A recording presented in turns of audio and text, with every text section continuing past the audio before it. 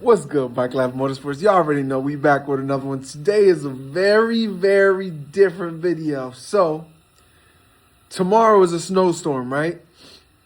And I picked up a snowblower for 50 bucks. Let's check it out.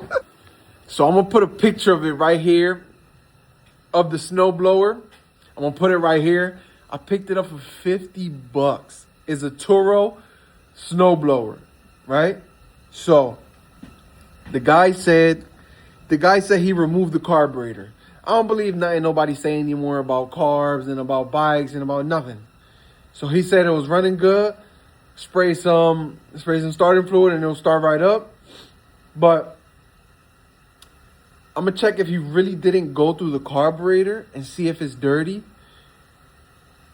And if we could get it fired and running, I'm snow blowing tomorrow. Oh, look, no risk, no reward. So if it's snow, I'm outside. If it's no snow, I spent 50 bucks on a snow blower and it's huge. So let's get it.